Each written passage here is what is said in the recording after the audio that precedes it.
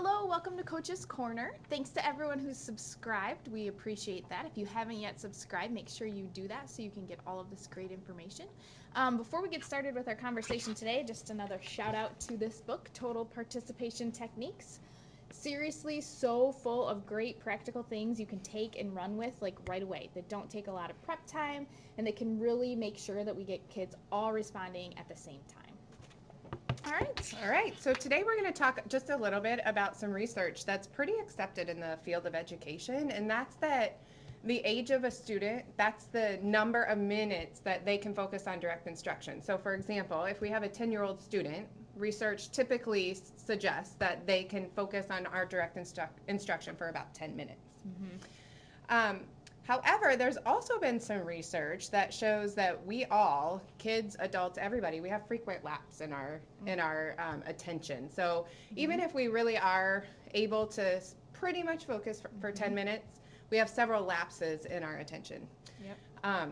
And because of this, well, actually, the research shows that within 30 seconds of a lesson, there's a lapse in attention because kids are trying to settle in. So even just 30 seconds into a lesson, research shows that kids already have a lapse.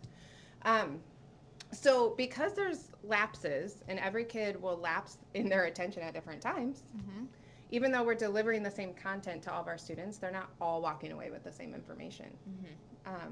So that is why checking for understanding throughout a lesson is so important, because we can immediately fill the gaps as they're lapsing their attention instead of waiting to react later. Yeah. Checking for understanding, allowing students to have time to process, restate, like all of those things are really checks for understanding. When we can get kids thinking about and talking about themselves, not someone else doing it for them, but them having the moment or the opportunity to respond to something, think through something, talk something out, draw something, any way to get them to engage with what you're saying kind of does help bring them back, help them make sure, like, okay, have I gotten everything that's already been said? Yeah, that's so important. Yeah. So one strategy to leave you with today, thinking about that, so we need all these moments, these things built in so that we're checking for understanding, so that we're making sure that those gaps are being taken care of. Since our kids do have lapses, we do too.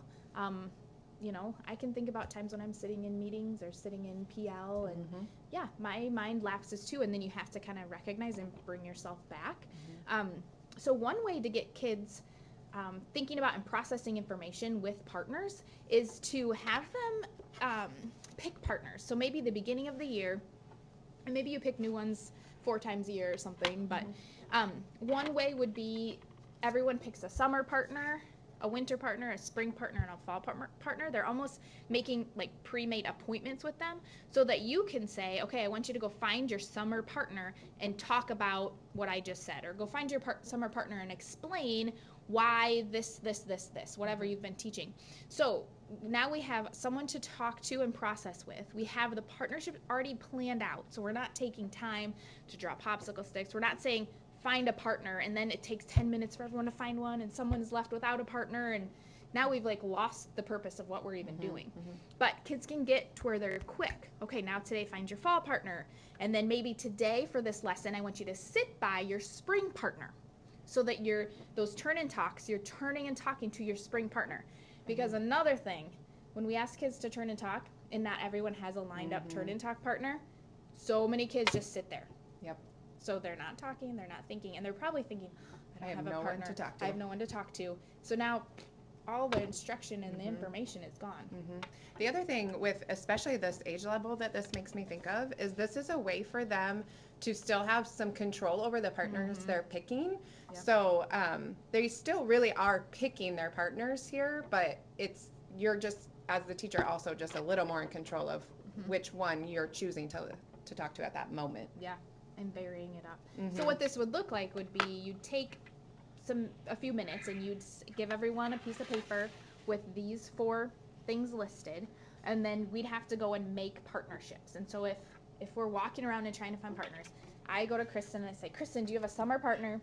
She goes, nope, I don't have a summer partner.